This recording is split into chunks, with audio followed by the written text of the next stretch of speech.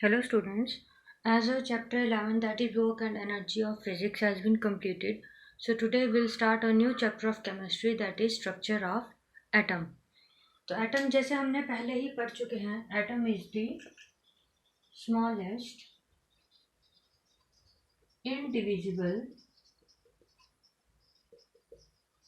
Unit. Atom जो है हमारी कोई भी पार्टिकल है उसकी सबसे स्मॉलेस्ट या कोई भी पार्टिकल या मैटर है आपके पास उसकी सबसे स्मॉलेस्ट यूनिट क्या है? एटम, जो कि फर्दर डिवाइड नहीं हो सकती। ठीक है, but in 1900 year 1900 J Thomson ने एटम के अंदर एक सब एटॉमिक पार्टिकल को डिस्कवर किया। सब एटॉमिक पार्टिकल जो एटम की स्मॉलेस्ट यूनिट है, मतलब जो एटम के अंदर है, एटम के भी अंदर जो एटॉमिक पार्टिकल है दैट इज कॉल्ड सब एटॉमिक पार्टिकल। तो जे थॉमसन ने 1900 में क्या डिस्कवर कर दिया था? Electron. So according to him atom consist of electrons. So J Thomson ने हमें बता दिया 1900 में कि एटम के अंदर क्या होते हैं? इलेक्ट्रॉन। उससे भी पहले 1886 में ए गोल्डस्टीन ने कैनल रेज डिस्कवर कर दी थी। एक साइंटिस्ट थे, एक फिजिसिस्ट थे हमारे पास, दैट इज ए गोल्डस्टीन। इन्होंने कैनल रेज डिस्कवर की थी। कैनल रेज क्या है हमारे पास? पॉजिटिवली चार्ज आयन थे किसमें? गैस में। Positively charged ions in gas. इन्होंने एक एक्सपेरिमेंट किया था जिसमें इन्होंने जो गैस यूज करी थी उसमें presence of positive charge ions इन्हें मिला था। तो वहां पे जो रेज इन्होंने यूज करी थी या जो गैस इन्होंने यूज करी थी, उन गैस पार्टिकल्स को या उन आयनिक चार्ज को क्या कहा गया था वहां पे? Canal rays. So canal rays were there basically positively charge particles. ठीक है, पॉजिटिवली चार्ज क्या थी? रेडिएशंस। जो हमारे पास कैनल रेज थी वो पॉजिटिवली चार्ज थी, तो ultimately they led to discovery of another sub atomic particle that is proton. ठीक है, कैनल रेज से हमें आइडिया मिला कि जो हमारे पास इलेक्ट्रॉन है तो एक और एटम के अंदर सब एटॉमिक पार्टिकल होगा जो कि क्या होगा? प्रोटॉन। अब जब प्रोटॉन की बात आई तो इसका मास जो था वो इलेक्ट्रॉन से 2000 टाइम्स ज़्यादा था। मास was 2000 times more than electron. Electron से जो इस पॉजिटिवली चार्ज आयन का दैट इज प्रोटॉन का जो मास था वो क्या था? 2000 टाइम्स मोर। ठीक है, बट ये चार्ज में क्या था? इलेक्ट्रॉन के ऑपोजिट। मतलब इलेक्ट्रॉन अगर नेगेटिवली चार्ज था तो ये पॉजिटिवली चार्ज। तो कंक्लूजन हमारे पास ये निकला कि जो इलेक्ट्रॉन और प्रोटॉन है, इलेक्ट्रॉन एंड प्रोटॉन, ये दोनों इन सिंबल से डेजिग्नेट होते हैं। जो माइनस है ये इलेक्ट्रॉन का नेगेटिव चार्ज रिप्रेजेंट कर रहा है, जो प्लस है वो प्रोटॉन का पॉजिटिव चार्ज। जो इलेक्ट्रॉन और प्रोटॉन है वो को एग्जिस्ट करते हैं, मतलब एक साथ एग्जिस्ट करते हैं एक ही एटम के अंदर and neutralize and balance the whole atom.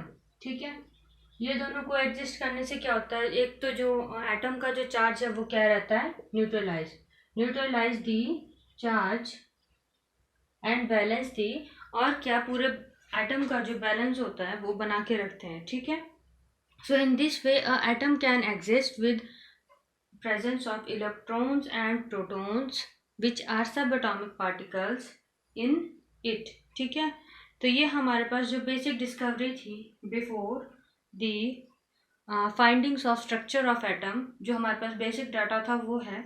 सो इसकी बेस पे आपकी बुक में दो क्वेश्चंस दिए हैं, text questions. Those are number 1, what are canal rays. ठीक है, कैनल रेज क्या होती है आपके पास? मैंने बता दिया, positively charged radiations canal rays are positively charged radiations। ठीक है, कैनल रेज क्या होती है आपके पास? Positively charge radiations. उसके बाद है आपके पास if an atom contains 1 electron and 1 proton will it carry any charge और नॉट। अगर एक एटम में एक इलेक्ट्रॉन और एक प्रोटॉन है तो वो दोनों न्यूट्रलाइज कर लेंगे। So atom will carry no charge. तो एटम जो है वो कोई भी चार्ज कैरी नहीं करेगा। ठीक है, नेक्स्ट है जो आपके पास topic that is structure of atom, जो कि आपके पास इस मेन चैप्टर है which is structure of atom. This was the brief introduction of the electron and proton that are existing in the atom. ठीक है, सो स्ट्रक्चर ऑफ एटम की अगर बात करें तो सबसे पहले हमारे पास आया था इसमें जे थॉमसन मॉडल। देखिए, अब हमने ये तो डिस्कवर कर लिया कि एक एटम के अंदर आपके पास क्या है, इलेक्ट्रॉन है, प्रोटॉन है, बट ये किस अरेंजमेंट में है, मतलब एटम में इलेक्ट्रॉन कहाँ है और प्रोटॉन कहाँ है, ये कैसे पता चलेगा। सो फर्स्ट ऑफ ऑल हमारे पास क्या था, थॉमसन मॉडल ऑफ एटम, जिसे जे थॉमसन ने प्रपोज किया था, मतलब जे थॉमसन ने इस मॉडल को क्रिएट किया था। सो फर्स्ट ऑफ ऑल इसमें जो व्यू था थॉमसन का वो क्या था कि जो प्रोटॉन है वो पूरे एटम में स्फेरिकल पार्ट जो है वो प्रोटॉन है। ठीक है, और इलेक्ट्रॉन्स क्या है उसमें अनइवनली डिस्ट्रीब्यूटेड है। सॉरी, अगर इसे सिंबल से रिप्रेजेंट करूं मैं तो इलेक्ट्रॉन्स को माइनस से रिप्रेजेंट करना चाहिए। सो हियर अनइवनली मतलब कोई भी पर्टिकुलर स्ट्रक्चर नहीं है, डिजाइन नहीं है, हर कहीं हर किसी पे। ये आइडिया उन्हें कहाँ से आया था? फर्स्ट ऑफ ऑल उन्हें लगा था कि जो एटम है वो किसकी तरह होगा, क्रिसमस केक, और इसीलिए जे थॉमसन मॉडल को क्या बोलते हैं, plum pudding model. Plum pudding model कैसे, जो प्लम होता है आपके पास, एक फ्रूट होता है प्लम, उसकी पुडिंग बनाई जाती है। पुडिंग मतलब केक। ठीक है, तो उसके केक में मान लीजिए ये आपके पास प्लम पुडिंग का केक है, उसके केक में जहाँ जहाँ ड्राई फ्रूट्स हैं, अब ड्राई फ्रूट्स जब आप एक केक बनाते हो तो पहले वो लिक्विड फॉर्म में होता है ओवन में, मतलब उसका फूलने से पहले, केक बनने से पहले वो सिर्फ एक सेमी फ्लूइड लिक्विड होता है। ठीक है, मतलब जिसमें थोड़ा सा फ्लोर होगा, आप काटा होगा, उसमें आप जब ड्राई फ्रूट्स डालोगे तो आपको नहीं पता है कि जब वो केक फूल के आएगा तो वो ड्राई फ्रूट्स कहाँ होंगे। तो जैसे उसमें ड्राई फ्रूट्स हर कहीं फैले हुए होते हैं, वैसे ही एक एटम में इलेक्ट्रॉन्स फैले होते हैं। जो ब्लैंक पार्ट है, मतलब जहाँ पे ड्राई फ्रूट नहीं है, या जो सॉलिड बेस है, that is proton, that is consist of proton, और जो ड्राई फ्रूट्स हैं वहाँ पे वो क्या होंगे, इलेक्ट्रॉन्स। ये उनका व्यू था। ठीक है, और एक और व्यू था उनका, जैसे कि आपके वाटरमेलन में बीज होते हैं। अब देखिए कितना बड़ा वाटरमेलन होता है आपके पास, जब उसमें खाते हो तो उनके अनुसार जो रेड पार्ट है आपका वाटरमेलन का, वो क्या थे, protons, and the seeds which are black part are called electrons. वो उनका व्यू था अकॉर्डिंग, और ये कोई मजाक नहीं है, this is written in your book and हमने भी ये पढ़ा है। सो ये उनका एक्चुअली बेस था डिस्कवरी का। इन दोनों चीज़ों को देख के उन्होंने एक नॉर्मल सा स्ट्रक्चर दे दिया एटम का, कि एटम जो है उसमें जो होल मैसिव पार्ट है या होल सॉलिड बेस है, that is positively charge, and जो इलेक्ट्रॉन्स हैं वो उसमें क्या है, अनइवनली एम्बेडेड, कहीं भी एम्बेडेड है। ठीक है, और सेकेंड था उनका जो नेगेटिव एंड पॉजिटिव चार्ज है वो क्या होंगे, इक्वल इन मैग्नीट्यूड। फर्स्ट क्या था उनका observation, that is an atom consist of positively charged sphere and the electrons are embedded in it। Next था उनके पास जो आपका एटम है उसमें जो नेगेटिव और पॉजिटिव चार्ज हैं वो क्या है, इक्वल इन मैग्नीट्यूड। दी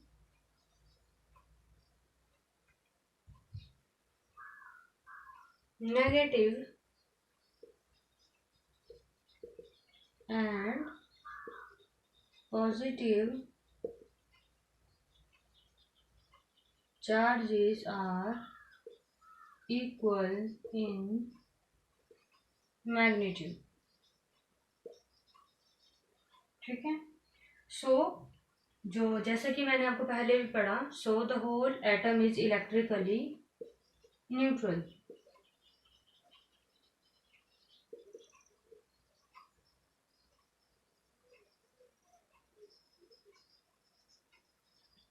जो जे थॉमसन थे हमारे पास, फिजिसिस्ट थे। फिजिसिस्ट मतलब जो फिजिक्स स्टडी करते हैं, साइंटिस्ट, उन्हें फिजिसिस्ट कहा जाता है। सो जे थॉमसन हमारे पास एक फिजिसिस्ट थे जिन्हें अपनी डिस्कवरी ऑफ इलेक्ट्रॉन के लिए 1906 में नोबेल प्राइज भी मिला था। 1906 Nobel prize for discovery of electron. ठीक है। जे थॉमसन को 1906 में for discovery of electron Nobel prize भी मिला था। वो ब्रिटिश फिजिसिस्ट थे। तो उन्होंने हमें ये एक स्टार्टिंग मॉडल दिया था कि ऐसा हो सकता है कि जो आपका पॉजिटिव चार्ज है वो स्फीयर हो और उसमें जो नेगेटिवली चार्ज हो वो अनइवनली डिस्ट्रीब्यूटेड हो। तो इसी तरह से नेक्स्ट हमारे पास काफ़ी मॉडल्स आए। सो उसके बाद हमारे पास आया next Rutherford model of atom.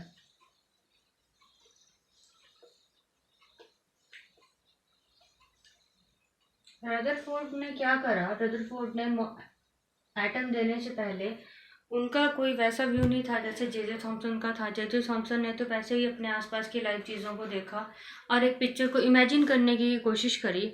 But Rutherford ने ऐसा नहीं करा, उन्होंने एक प्रैक्टिकली फील्ड एक्सपेरिमेंट करा।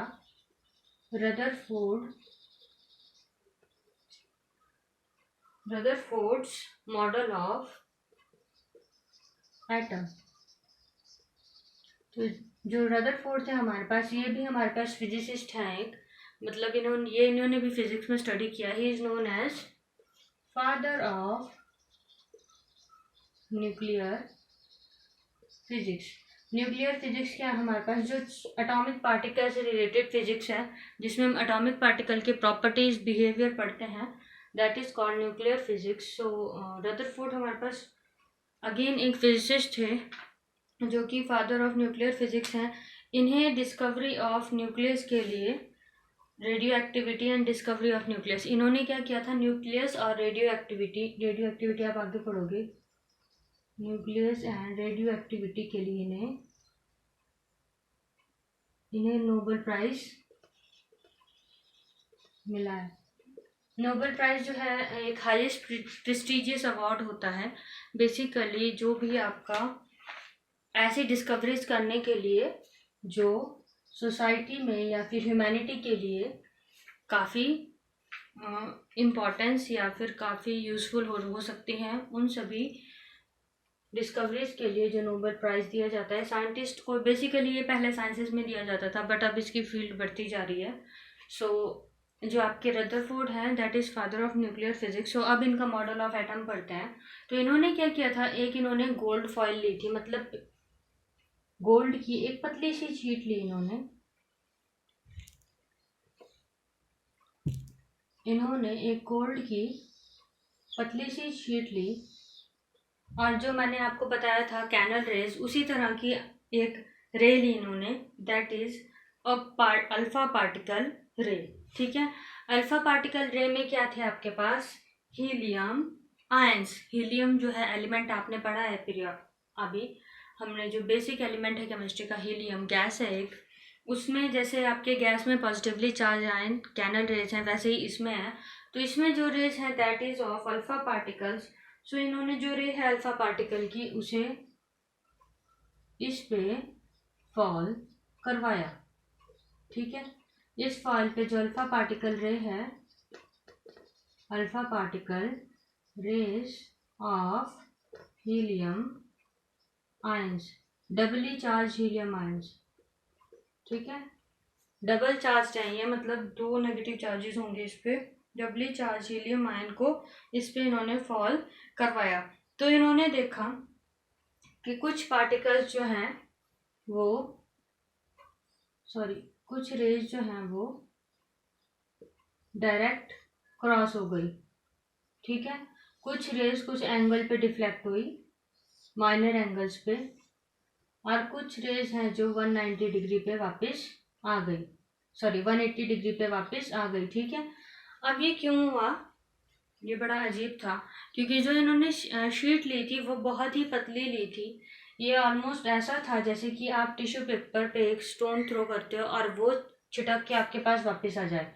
ऐसा हो सकता है कि आप किसी टिश्यू पेपर पे पत्थर फेंको और वो वापस आ जाए, ठीक है। तो ये बहुत ही अजीब ऑब्जर्वेशंस थी जो कि रदरफोर्ड को मिली, तो इसीलिए उन्होंने इस मॉडल ऑफ एटम को, या फिर ये जो आपके इनके पास ऑब्जर्वेशंस आई थी उन्हें इन्होंने बहुत ही ब्रीफली स्टडी किया, बहुत ही डीपली स्टडी किया। तो जो यहाँ पे ये थिन शीट ऑफ फॉयल थी, कंसिडर कीजिए यहाँ पे जो आपके छोटे छोटे गोल्ड के एटम्स हैं, ठीक है। तो इसी बेसिस पे उन्होंने अपनी स्टडी शुरू करी और उन्होंने ऑब्जर्व किया कि जो फर्स्ट ऑफ ऑल उनकी जो ऑब्जर्वेशंस है वो आपको लिखनी पड़ेंगी। सो फर्स्ट ऑब्जर्वेशन उनकी, फर्स्ट ऑफ ऑल तो आपको एक्सपेरिमेंट लिखना पड़ेगा उनका, फिर you have to write their observation. So experiment क्या था उनका, एक्सपेरिमेंट है उनका first of all, he selected a gold foil, ठीक है, he took a gold foil, he took a gold foil. Next, he passed a beam of doubly charged alpha rays through it, ठीक है। डबली charge alpha raise जो उन्होंने क्या है उसमें से क्रॉस करवाई। अब जैसे कि आपके पहले आपको पता था कि जो एटम है उसमें अनइवनली है, तो उस हिसाब से तो जो ऑब्जर्वेशंस है वो अलग होनी चाहिए थी, बट इसमें जो आपकी ऑब्जर्वेशन है वो एक्सेप्शनल है। वो देखते हैं कैसी आई थी। जो मैंने आपको बताया कि most of the alpha particles passed straight, maximum alpha particles क्या हैं, स्ट्रेट चले गए, ठीक है। Some alpha particles are deflected at small